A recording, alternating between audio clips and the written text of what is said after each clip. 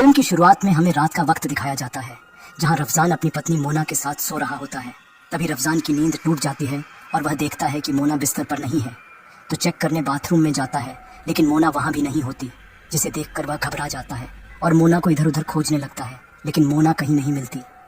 फिर रफजान नीचे आकर देखता है कि मोना शीशे के सामने खड़े होकर कुछ बड़बड़ाए जा रही है, जिसे देखकर रफजान को समझ में नहीं आता और वो मोना को बुलाने लगता है और धीरे धीरे उसकी तरफ जाता है। लेकिन तभी मोना उसकी ओर देखती है। मोना की आंखें सफ़ेद हो गई थी और एक मर्दाना और भयानक आवाज़ में बोल रही थी कि ये मेरी है, मोना मेरी है। लेकिन यह वो उर्दू भाषा में बोल रही थी, जिसे देखकर रफजान काफ़ी घबरा जाता है। और तभी लाइट्स जल जाती है और मोना बेहोश हो जाती है। रफजान किसी तरह उसे संभालता है और बिस्तर पर ले जाकर सुला देता है। लेकिन पहली बार इस तरह का मंजर देख रफजान बहुत परेशान हो जाता है और वो रात किसी तरह कट जाती है। दूसरे दिन की सुबह सब कुछ नॉर्मल था और रफजान भी नॉर्मल बिहेव कर रहा था, ताकि बाकी घर वाले परेशान ना हो। रफजान मोना से कहता है कि वो तो बहुत अच्छी उर्दू बोल सकती है, जिसे सुनकर मोना कहती है कि उसे तो उर्दू आती ही नहीं है, जिसे सुनकर रफजान को अजीब लगता है, क्योंकि पिछली रात को ही मोना उर्दू में बड़बड़ाई जा रही थी। लेकिन रफजान कुछ नहीं कहता और अपने काम पर निकल जाता है। रफजान के जाने के बाद मोना घर की साफ सफाई करने लगती है। तभी उसे किसी लड़की का दुपट्टा मिलता है, जिसे देख वो फौजी को बुलाती है, जो उस घर का नौकर होता है। वो दुपट्टा देख फौजी बोलता है कि वो तो लता नाम की एक लड़की है, जो रफजान के शादी से पहले इस घर में आती थी। ये सुनकर मोना बहुत गुस्सा हो जाती है। दूसरी तरफ हम रफजान को देखते हैं, जो एक बहुत अच्छा मॉडलिंग फोटोग्राफर होता है। तो हम देखते हैं कि रफजान लता का फोटोशूट कर रहा है। रफजान को देख लता जानबूझकर बोल्ड पोज दे रही थी, जिसे देख रफजान को अनईजी फील होता है। फिर फोटोशूट के बाद लता रफजान को रिझाने की कोशिश करती है, लेकिन रफजान उसे रोक देता है। फिर शाम को रफजान काम खत्म करके घर वापस जाता है। घर वापस आते ही मोना रफजान से लता के बारे में पूछती है, तो रफजान बताता है कि लता काफ़ी वक्त से उसके पीछे पड़ी हुई है और उसे रिझाने की कोशिश करती है। लेकिन रफजान बताता है कि वो तो सिर्फ मोना से प्यार करता है। ये कहकर रफजान मोना को मना लेता है और दोनों रोमांस करने लगते हैं और वो दिन बहुत खुशी खुशी बीत जाती है। लेकिन रात को मोना फिर से पोजेस होकर नीचे चली जाती है। लेकिन इस बार रफजान जगा हुआ था, क्योंकि उसे पिछली रात का वो भयानक मंजर याद था। तो मोना के साथ साथ रफजान भी नीचे चला जाता है। नीचे जाकर मोना फिर से उसी शीशे के सामने जाकर उर्दू में बात करने लगती है। तभी रफजान लाइट जला देता है और मोना बेहोश हो जाती है। लेकिन तब तक रफजान की माँ और वो नौकर वहाँ आ जाते हैं। मोना की ऐसी हालत देख माँ समझ जाती है कि मोना के साथ कुछ न कुछ तो गड़बड़ जरूर है। लेकिन रफजान बात को टाल देता है और मोना को लेकर सोने चला जाता है। दूसरे दिन रफजान मोना को लेकर एक डॉक्टर के पास जाता है, जो बताते हैं कि मोना बिल्कुल ठीक है, उसके दिमाग में कोई प्रॉब्लम नहीं है। डॉक्टर उन्हें किसी साइकाइट्रिस्ट के पास जाने की सलाह देते हैं। तो रफजान अपने एक दोस्त विजय को कॉल लगाता है, जो एक साइकाइट्रिस्ट भी होता है। फिर उसी शाम उनके घर लता आती है, जो मोना और रफजान को बधाई देती है और मोना के कान में चुपके से उसे रफजान को उससे पहले पटाने के लिए शाबाशी देती है, जिसे सुनकर मोना गुस्सा हो जाती है, लेकिन कुछ नहीं कहती। फिर वे लोग बात करने लगते हैं, लेकिन तभी रफजान नोटिस करता है कि मोना वहाँ नहीं है। तो वे लोग टेरेस पर जाते हैं, जहाँ मोना रेलिंग पर चल रही होती है, जिसे देख सभी बहुत घबरा जाते हैं। तभी लता मोना की भयानक आंखें देख डर जाती है और वहीं बेहोश हो जाती है और सीन यहीं कट हो जाती है। दूसरे दिन सुबह माँ बताती है कि मोना के अंदर जरूर कोई जिन्न या आत्मा आई है, लेकिन रफजान नहीं मानता और अपने दोस्त विजय से मिलने और उसकी मदद लेने के लिए निकल जाता है। रफजान के जाने के बाद माताजी एक मौलवी को बुलाती है, जो सूरत से ही ढोंगी टाइप का लग रहा था। वो ढोंगी मौलवी जिन्न भगाने के बहाने अच्छा खासा पैसा लेता है और उन्हें मोना को बुलाने को कहता है। लेकिन मोना के अंदर का जिन्न उसे डरा के भगा देता है और ये सीन यहीं कट हो जाती है। दूसरे सीन में हम एक ढोंगी बाबा को देखते हैं, जो एक व्यक्ति को जिन्न और भूत के बारे में बता रहा होता है। लेकिन वो व्यक्ति बोलता है कि जिन्न और भूत कुछ नहीं होते, और अगर है तो उसे दिखाए। जिस पर वो बाबा उसे एक दाना पकड़ने को कहता है, जो थोड़ी ही देर में उसके हाथ में गर्म हो जाता है और उसके हाथ से गिर जाता है। जिसे देख वो बाबा बोलता है कि उसने ये दाना गिरा के गलत किया और अब जिन्न आकर उसे पकड़ लेगा और मार डालेगा, और कहता है कि अगर उसे उस जिन्न से बचाना है तो वो इस गांव से भाग जाए। ये सुनकर वो व्यक्ति उसी वक्त अपने घर चला जाता है और अपने बेटे को बोरिया बिस्तरा लेकर इस गांव से चलने को कहता है। वो ये सब बोल ही रहा था कि तभी लाइट्स फ्लिकर होनी शुरू हो जाती हैं और दरवाजे अपने आप खुल और बंद होने लगते हैं। ये देख वो वहाँ से भागने लगता है कि तभी एंट्री होती है विजय और उसकी असिस्टेंट तनुजा की, जो उन्हें बताता है कि यह सब उसके भाई का किया धरा है, जो अपने आदमी और उस बाबा की मदद से यह सब कर रहा है, ताकि वो इस गांव से भाग जाए और वो खुद सारी जमीन जायदाद का अकेला मालिक बन सके। फिर हम देखते हैं कि विजय सिर्फ एक साइकाइट्रिस्ट ही नहीं है, बल्कि एक प्रोफेसर भी होता है, जो स्टूडेंट्स को कॉन्शियस और सबकॉन्शियस माइंड के बारे में लेक्चर दे रहा होता है और बताता है कि हमारा सबकॉन्शियस माइंड ही हमारे अंदर की स्प्लिट पर्सनैलिटी को उत्पन्न करता है।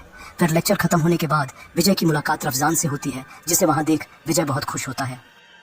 रफजान विजय को अपने साथ घटी सभी घटनाएं विस्तार से बताता है, जिसे सुनकर विजय पूछता है कि इन सब की शुरुआत कहाँ से हुई थी।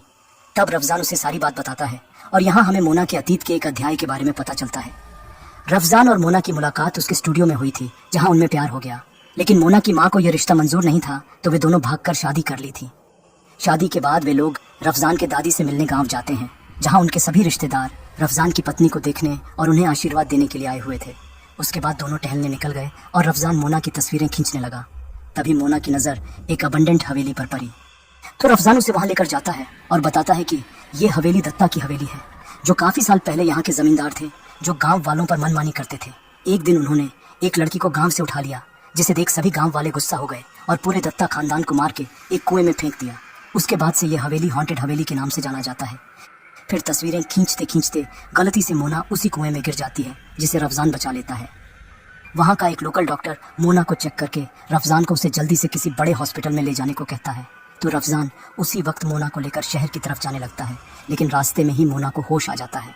होश में आने के बाद मोना हॉस्पिटल जाने से मना कर देती है और घर चलने को कहती है, जिसे सुनकर सभी घर चले जाते हैं। तब तक रफजान ने मोना की माँ को भी कॉल करके मोना के बारे में बता दिया था। तो उनके घर पहुंचने के बाद मोना की माँ भी वहीं आ जाती है और मोना को सही सलामत देख खुश होती है। उनके आ जाने से चारों तरफ एक खुशी का माहौल बन गया था। मोना की माँ को पाकर रफजान की माँ को भी बहुत अच्छा लगा और दोनों समधी सारी रात बातें करके बिता दी। इसके बाद की कहानी प्रेजेंट टाइम में वापस आ जाती है। रफजान बताता है कि उस रात के बाद से हर रात मोना ऐसी हरकतें कर रही है जिससे वे सभी मोना के लिए बहुत चिंतित हो गए हैं और इसीलिए वो यहाँ अपने दोस्त से मदद मांगने आया है। सारी बात सुनकर विजय उसी वक्त जाने के लिए तैयार हो जाता है। रफजान के घर जाने के बाद विजय मोना से मिलता है, जहाँ मोना बताती है कि वो इन सबसे परेशान हो गई है। उसे समझ में नहीं आ रहा है कि उसके साथ ऐसा क्यों हो रहा है। तो विजय एक एक करके उनको उनके सभी सवालों के साइंटिफिक एक्सप्लेनेशन देता है। वो बताता है कि हम जो सुनते हैं, हमारा सबकॉन्शियस माइंड उसकी एक तस्वीर बना लेता है और जब वही यादें या तस्वीरें हम पर हावी होने की कोशिश करती हैं, तभी हम एक अलग तरह के इंसान बन जाते हैं, जिसे कुछ लोग भूत या जिन्न मान लेते हैं। लेकिन असल में वो एक स्प्लिट पर्सनालिटी डिसऑर्डर होता है। जिस पर रफजान मोना के सफ़ेद आंखों के बारे में पूछता है, तो विजय बताता है कि मोना कोई कॉन्टैक्ट लेंसेज पहनी होगी, जिस कारण उस पर से लाइट इस तरह से रिफ्लेक्ट करी होगी कि पूरी आंखें ही सफ़ेद दिख रही होंगी। और पूछने पर मोना कहती है कि हाँ, वो कॉन्टैक्ट लेंसेज पहनती है। फिर रफजान मोना के रेलिंग पर चलने के बारे में पूछता है, तो विजय की असिस्टेंट तनुजा बताती है कि अगर हम किसी बहुत ही कम ऊंचाई वाले रेलिंग पर चले तो नहीं गिरते, लेकिन अगर वही रेलिंग बहुत ऊंचाई पर हो तो हम डरते हैं और गिर भी सकते हैं। लेकिन उस वक्त मोना अपने कॉन्शियस माइंड में नहीं बल्कि सब कॉन्शियस माइंड में थी, जिस कारण उसे गिरने का डर नहीं था और वो आसानी से उस रेलिंग पर चल सकती है। जिसके बाद विजय बताता है कि अगर हम कॉन्शियस माइंड के सामने सबकॉन्शियस माइंड को गलत साबित कर सकें तो इस समस्या का परमानेंट सोल्यूशन निकल आएगा, जिस पर सभी राजी हो जाते हैं और विजय चारों तरफ सीसीटीवी कैमरा लगा देता है और तनुजा के साथ सब कुछ चेक करने लगता है। मौका पाकर तनुजा विजय को इनडायरेक्टली प्रपोज करने लगती है कि तभी मोना नीचे आती है और कैमरा फ्लिकर होनी शुरू हो जाती है और मोना अचानक कैमरा के सामने आ जाती है। ये देख विजय मोना के सामने चला जाता है, तो मोना के अंदर का जिन्न वही बात बोलता है कि मोना सिर्फ मेरी है, मैं सबको मार डालूंगा। ये देख विजय उसे कन्फ्रंट करने लगता है कि मोना रफजान की पत्नी है, इसलिए उसे छोड़ दे। लेकिन मोना के अंदर का जिन्न नहीं मानता और उस पर हमला करने ही वाला होता है कि तभी रफजान लाइट्स जला देता है, जिससे मोना फिर से बेहोश हो जाती है और रफजान तुरंत आकर उसे संभालता है। ये सब देख विजय पूरी तरह कंफ्यूज हो जाता है और दूसरे दिन सभी मोना के माँ के पास जाते हैं। वे बताती हैं कि मोना के होने से पहले वे लोग पाकिस्तान में रहते थे, जहाँ उनके पति का कॉटन का बिजनेस था। लेकिन कुछ समय बाद बिजनेस में उन्हें घाटा होने लगा और वे बहुत कर्जे में डूब गए। तो वे लोग सब कुछ छोड़कर ढाका आ गए, जहाँ मोना हुई, और फिर सब धीरे धीरे ठीक हो गया। लेकिन इसी बीच उनके पति का देहांत हो गया। मोना की माँ से उन्हें ज़्यादा कुछ तो पता नहीं चला, लेकिन विजय को उनकी किताबों में कुछ मिला जो हमें बाद में पता चलेगा। तो वहाँ से निकल के विजय उस दत्ता हवेली जाता है, जहाँ वो एक दीवार पर उर्दू में मोना नाम लिखा हुआ पाता है और तभी रफजान वहाँ आ जाता है और दोनों ढाका वापस आ जाते हैं। वापस आकर विजय बताता है कि जब मोना उस दत्ता हवेली गई थी तब उसने उस गांव वाली का नाम सुना था, जो इत्तेफाक से मोना ही था, जिसे दत्ता परिवार ने अगवा किया था। तो मोना के सबकॉन्शियस माइंड ने पूरी कहानी रची कि वो खुद वही मोना है और उस दत्ता जमींदार की आत्मा उस पर हावी हो गई है, जो मोना को वापस पाना चाहता है। और विजय को मोना के घर पर एक उर्दू सीखने वाला किताब भी मिला था, जो शायद उसके पिताजी सीखते थे, और मोना ने भी उसे सीख लिया था और अपना नाम भी लिखना सीख गई थी, जो उसे शायद याद नहीं रहा। और आखिर में विजय बताता है कि मोना जब स्प्लिट पर्सनालिटी में रहती थी तब वो मर्दाना आवाज़ में बात करने की कोशिश करती थी, क्योंकि उनका सबकॉन्शियस माइंड दिखाना चाहता था कि मोना के अंदर दत्ता परिवार का कोई है। ये सब सुनकर मोना और रफजान को थोड़ी राहत मिलती है। मोना इन सब से छुटकारा पाना चाहती थी, तो विजय बोलता है कि वो उन्हें इस प्रॉब्लम से जल्द निकाल लाएगा। तो इसके लिए विजय, तनुजा, मोना और रफजान एक फार्म हाउस जाते हैं, ताकि मोना को थोड़ा चेंज ऑफ प्लेस भी मिल सके और विजय अपना ट्रीटमेंट भी शुरू कर सके। तो फार्म हाउस जाके मोना और रफजान सो जाते हैं। रात को रफजान देखता है कि मोना बिस्तर पर नहीं है, लेकिन तभी वह नोटिस करता है कि मोना उसके ऊपर हवा में लेविटेट कर रही है, जिसे देख रफजान के तो होश ही उड़ जाता है और देखते ही देखते मोना उस पर हमला कर देती है, जिसे विजय और तनुजा आकर बचाते हैं। ये मंजर देख विजय समझ जाता है कि ये कोई सबकॉन्शियस माइंड या स्प्लिट पर्सनैलिटी का रोग नहीं है, बल्कि ये उससे कहीं अधिक है। तो वो अपने गुरु डॉक्टर इलाही को बुलाता है। और दोस्तों, यहाँ से कहानी एक नया मोड़ लेती है और हमें इस पूरे कांड की असलियत का पता चलने वाला होता है। डॉक्टर इलाही उन्हें बताते हैं कि स्प्लिट पर्सनैलिटी जैसा होता ज़रूर है, लेकिन कुछ चीज़ें इस दुनिया से परे होता है जहाँ जिन्न रहते हैं। ये कहते हुए वे उन्हें जिन्न के बारे में बताने लगते हैं कि तभी उन्हें कुछ अनिष्ट होने का अंदेशा होता है। तो डॉक्टर इलाही सभी को लेकर छत पर जाते हैं जहाँ मोना हवा में होती है, क्योंकि उस जिन्न को पता चल गया था कि डॉक्टर इलाही वहाँ आ चुके हैं और सिर्फ वे ही मोना को उससे छुड़ा सकते हैं। तो मोना को इस हालत में देख डॉक्टर इलाही पानी में कुछ मंत्र बोलकर मोना पर फेंक देते हैं, जिससे वो जिन्न मोना को छोड़कर भाग जाता है और मोना बेहोश होकर गिर जाती है। ये सब देख डॉक्टर इलाही बताते हैं कि उस जिन्न ने काफी हद तक मोना पर अपना कब्जा बना लिया है और अगर जल्द ही उस जिन्न को मोना से अलग नहीं किया गया तो मोना को बचा पाना असंभव हो जाएगा। जिसे सुनकर रफजान रोने लगता है और डॉक्टर इलाही से उनकी मदद करने के लिए बोलता है। तो डॉक्टर इलाही उन सभी को अंदर भेज देते हैं और विजय से बोलते हैं कि उन्हें इस जिन्न के बारे में और डिटेल में जानना होगा। तो दूसरे दिन सभी फिर से मोना के माँ के पास जाते हैं, जहाँ वे बताती हैं कि उन्होंने डॉक्टर इलाही की सभी किताबें पढ़ी हैं। जिसे सुनकर डॉक्टर इलाही को समझ में आ जाता है कि मोना की माँ को जिन्न के बारे में पता है और उन्हें उस घर में जिन्न के होने का एहसास भी होता है। लेकिन जब डॉक्टर इलाही मोना की माँ से जिन्न के बारे में पूछते हैं तो मोना की माँ साफ इनकार कर देती है और उन्हें वहाँ से चले जाने को कहती है। लेकिन वे चुपके से डॉक्टर इलाही को एक चिट देती है जिसमें लिखा था कि मोना को बचाइए। यह देख डॉक्टर इलाही सब कुछ समझ जाते हैं और विजय को एक प्लान बताते हैं और बोलते हैं कि विजय यह प्लान रफजान को घर में नहीं बल्कि बाहर बुला के बताए। वो इसलिए क्योंकि असल में जिन्न इस पृथ्वी पर एक दूसरे आयाम या डायमेंशन में रहते हैं, जो जब हमारी दुनिया में आते हैं तो वे हमें देख और सुन सकते हैं, लेकिन कोई भी लिखा हुआ पढ़ नहीं सकते। खैर, तो उनके कहे अनुसार विजय रफजान को बाहर एक रेस्टोरेंट में बुलाता है और बताता है कि आज रात जैसे ही वो जिन्न मोना को पोजेस करे तो रफजान को उस जिन्न को भगाना नहीं है, बल्कि यह ध्यान रखना है कि वो जिन्न मोना के अंदर जितनी देर हो सके रहे, ताकि डॉक्टर इलाही मोना की माँ से बात करके सच्चाई का पता लगा के इस मुश्किल का समाधान निकाल सके। जिस पर रफजान मान जाता है और एज पर प्लान जिन्न मोना के अंदर चला आता है। लेकिन रफजान कुछ नहीं करता और दूसरी तरफ डॉक्टर इलाही, विजय और तनुजा मोना के माँ के पास जाते हैं। और दोस्तों, यहाँ हमें मोना के अतीत के दूसरे अध्याय के बारे में पता चलता है। तो मोना की माँ बताती है कि मोना के होने से पहले एक शाम को वो जिन्न उनको एक तालाब के पास पोजेस कर लिया था और तब से वो जिन्न उनके साथ रहता था और उनके पति को हॉन्ट करता था ताकि वो उसे छोड़ दे और जिन्न मोना की माँ पर पूरी तरह से हावी हो सके। ये सब देख उनके पति उसे किसी ओंझा के पास ले जाना चाहते थे, लेकिन दूसरे दिन गांव वाले उन्हें फांसी पर लटका हुआ पाते हैं, जिसे देख सभी गांव वालों ने ये समझा कि उन्होंने कर्जे के कारण आत्महत्या की है। लेकिन असल बात तो ये थी कि वो उस जिन्न ने किया था जिसका उनके पास कोई प्रमाण नहीं था और इसी के लिए उन्होंने दूसरी शादी नहीं की, क्योंकि उन्हें पता था कि वो जिससे भी शादी करे वो जिन्न सभी को मार देगा। लेकिन जब मोना 7 साल की हुई तब उसने देखा कि वो जिन्न अब उन्हें छोड़कर मोना के साथ है, जिसे देख वे बहुत घबरा गई और हर वक्त मोना के साथ रहने लगी ताकि वो जिन्न मोना पर हावी ना हो सके। और देखते ही देखते मोना बड़ी हो गई और एक दिन मोना रफजान से उसके स्टूडियो में मिली और दोनों में प्यार हो गया। मम्मी जी को पता था कि जैसे ही मोना की शादी होगी और वो मोना से दूर होगी तो वो जिन्न मोना पर हावी होगा और उसके पति को मारने की कोशिश करेगा, और शायद इसीलिए वो मोना और रफजान के शादी के खिलाफा हुई ताकि वे दोनों भागकर शादी कर ले और वो जिन्न उन तक ना पहुंच सके, क्योंकि वो जिन्न मम्मी जी के साथ ही था और अगर वो मोना के शादी में गई तो वो जिन्न उसे छोड़कर मोना के पास चला जाएगा। और इसीलिए शादी के बाद वो कभी भी मोना के घर नहीं गई ताकि उस जिन्न को मोना के घर का पता न चल सके।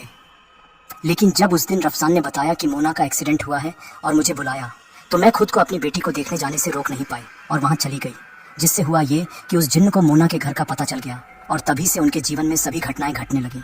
सब कुछ जानने के बाद डॉक्टर इलाही वापस आकर रफजान के घर की शुद्धि करते हैं और घर के चारों दिशाओं में 4 किला ठोक कर एक दिव्य रक्षक घेरा बना देते हैं ताकि वो जिन्न घर के अंदर ना आ सके, और मोना को एक ताबीज भी पहना देते हैं ताकि वो जिन्न अगर किसी तरह मोना तक पहुंच भी जाए तो उस पर हावी ना हो सके। फिर डॉक्टर इलाही, विजय और तनुजा बाकी की तैयारी करने निकल जाते हैं और सीन यहीं कट हो जाता है। रात को वो जिन्न रफजान के घर मोना को अपने वश में करने के लिए आता है, लेकिन उस रक्षा कवच के कारण वो जिन्न अंदर नहीं जा पाता। ये देख वो जिन्न बहुत गुस्सा हो जाता है और वहां से चला जाता है। फिर हम देखते हैं कि रफजान किसी का काम से स्टूडियो गया होता है और मोना घर पर होती है। तभी उसे उसकी माँ का कॉल आता है जो उसे बताती है कि रफजान उसे धोखा दे रहा है और लता के साथ उसके स्टूडियो में उनका अफेयर चल रहा है, जिसे सुनकर मोना रफजान को डिफेंड करने लगती है।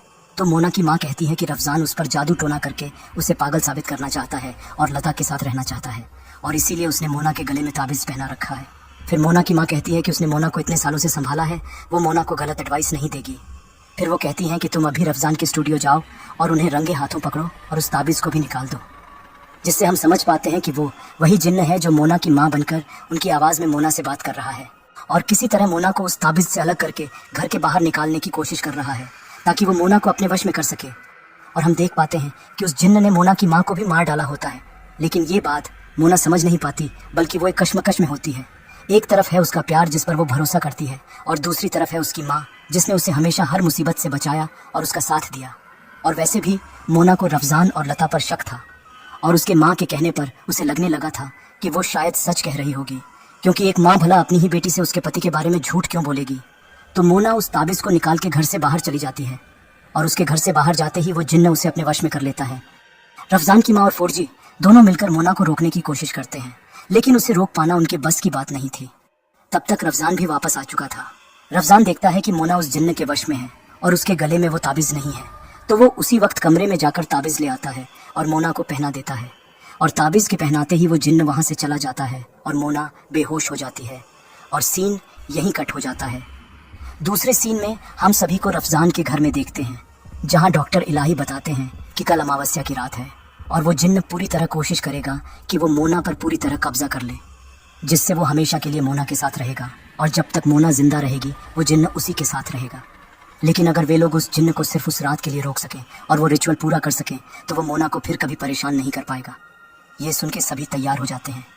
फिर डॉक्टर इलाही सभी को अपने एक गुप्त घर में लेकर जाते हैं, जो शहर से दूर एक जंगल के बीचों बीच था, जहाँ डॉक्टर इलाही बताते हैं कि ये उनका एक सीक्रेट घर है, जहाँ वे लोगों को जिन्न से मुक्ति दिलाते हैं।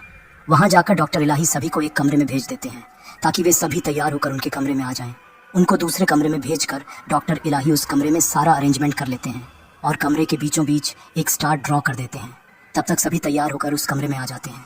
सभी के आने के बाद डॉक्टर इलाही एक सर्कल ड्रॉ कर देते हैं और बताते हैं कि जब तक वे लोग इस सर्कल के अंदर हैं वो जिन्न उन तक नहीं पहुंच सकता, लेकिन अगर कोई भी इस सर्कल के बाहर गया तो वो जिन्न उसे मार देगा। इसीलिए वे सभी को सतर्क रहने को कहते हैं, क्योंकि डॉक्टर का कहना था कि वो जिन्न उन्हें इस सर्कल से बाहर निकालने की पूरी कोशिश करेगा। फिर डॉक्टर इलाही रफजान और विजय के सीने पर कुछ मंत्र लिखकर सभी को उस सर्कल के अंदर बैठा देते हैं और इबादत करने लगते हैं। देखते ही देखते आधी रात हो जाती है और हम देख पाते हैं कि वो जिन्न मोना का पीछा करते हुए उस घर तक पहुंच जाता है और एक एक करके सभी के दिमाग से खेलने लगता है ताकि वो उस घेरे से बाहर निकल आए। सबसे पहले वो जिन्न विजय के दिमाग को भ्रमित करता है, जिस कारण थोड़ी देर बाद विजय अचानक उठ खड़ा होता है और इन सब चीज़ों को बकवास कहने लगता है और सभी को वहाँ से चलने को कहता है। रफजान उसे रोकने की कोशिश करता है, लेकिन वो नहीं रुकता। विजय उस सर्कल के बाहर अपना कदम रखने ही वाला था कि तभी डॉक्टर इलाही कुछ मंत्र बोलकर उसके सिर पर हाथ रखते हैं। उनके ऐसा करते ही विजय के ऊपर से उस जिन्न का वशीकरण टूट जाता है और विजय ठीक हो जाता है। फिर वो जिन्न मोना के माँ का रूप लेकर कमरे में आता है और मोना को पुकारने लगता है। अपनी माँ को लहूलुहान देख मोना उनके पास जाने लगती है, लेकिन रफजान उसे रोक देता है। मोना को उस घेरे से बाहर निकालने के लिए वो जिन्न कहानियां बनाने लगता है कि वो मरी नहीं है और इन सभी ने मिलकर उसे एक कमरे में बंद करके रखा था। लेकिन वो जिन्न जैसे ही उस घेरे के पास आता है तो वो जल जाता है, जिससे मोना को यह एहसास होता है कि वो उसकी माँ नहीं बल्कि वो जिन्न था। फिर वो जिन्न कमरे में अंधेरा करके वहाँ बहुत से कीड़े भेज देता है, लेकिन सभी कीड़े उस घेरे के पास जाते ही भस्म हो जाते हैं। वहाँ एक टेंस्ड सिचुएशन बन गया था। वे लोग खुद को संभाल ही रहे थे कि तभी कमरे के बाहर से रफजान के माँ की आवाज़ आती है, जो बताती है कि रफजान के दादी की तबीयत खराब है। ये सुनकर रफजान खुद को रोक नहीं पाता और दरवाज़ा खोलने के लिए जाने लगता है। रफजान अपनी दादी से बहुत प्यार करता है, जिस कारण जब उसने अपनी दादी के बारे में सुना तो उसे ये एहसास नहीं हुआ कि उसकी माँ को इस जगह के बारे में पता कैसे चला, क्योंकि यहाँ आने से पहले इस जगह के बारे में डॉक्टर इलाही के अलावा किसी को पता ही नहीं था। रफजान को रोकना मुश्किल हो रहा था। तभी डॉक्टर इलाही कुछ मंत्र बोलकर रफजान के सिर पर हाथ रखते हैं और रफजान के अंदर से भी उस जिन्न का वशीकरण टूट जाता है। इतनी कोशिश करने के बाद भी जब सफलता हासिल नहीं हुई, तब वो जिन्न सबके सामने आता है और उन्हें मोना को ले जाने की धमकी देता है, नहीं तो वो सबको मार डालेगा, और ये कहकर गायब हो जाता है। फिर थोड़ी देर बाद डॉक्टर इलाही बताते हैं कि उनकी कुरान की किताब तो कार में ही रह गई है, जिसके बिना वे तो उस जिन्न का सामना ही नहीं कर पाएंगे। ये कहकर वे जाने लगते हैं। सभी उन्हें रोकने की कोशिश करते हैं लेकिन वो नहीं मानते। तभी तनुजा उन पर मंत्र फूका हुआ पानी गिराती है और उस जिन्न का वशीकरण टूट जाता है। फिर वो जिन्न अजाजिल नाम के एक जिन्न को वहां बुलाता है जिसे कोई घेरा रोक नहीं सकता। उसे देख डॉक्टर इलाही घबरा जाते हैं और रफजान और विजय को उनके सीने पर लिखा हुआ मंत्र उस जिन्न के सामने करने को कहते हैं, जिसे देख अजाजिल जिन्न थोड़ी देर के लिए रुक जाता है और तभी डॉक्टर इलाही उन्हें उस जिन्न को मारने को कहते हैं, जिससे वो जिन्न वापस अपने दुनिया में चला जाएगा। और वे दोनों वैसा ही करते हैं और सब कुछ शांत हो जाता है। तब तक सुबह भी हो जाती है। ये देख डॉक्टर इलाही बताते हैं कि वे लोग कामयाब हो गए हैं और सभी वहां से निकल जाते हैं। लेकिन तभी हम ये नोटिस करते हैं कि तनुजा की आंखें सफ़ेद हो गई हैं। मतलब वो जिन्न अब तनुजा पर हावी हो गया है, जिस पर किसी का ध्यान नहीं जाता। और ये सीन यहीं कट हो जाती है। तो ये थी बांग्लादेश की मूवी जिन्न। ये एक लो बजट वाली फिल्म के हिसाब से इसकी कहानी और एक्टिंग ठीक ठाक थी। ये एक वन टाइम वॉच टाइप की मूवी है, जिसमें रफजान अपने प्यार को बचाने के लिए सब कुछ करता है और सभी उसकी मदद करते हैं। और आखिर में वो जिन्न ना तो हारता है और ना ही जीतता है। दोस्तों, अगर आपको ये एक्सप्लेनेशन अच्छी लगी हो तो इसे लाइक कर देना, और अभी तक सब्सक्राइब नहीं किए हो तो सब्सक्राइब भी कर देना। इसी के साथ ये मूवी यहीं समाप्त हो जाती है। तो चलिए मिलते हैं दूसरी मूवी एक्सप्लेनेशन में।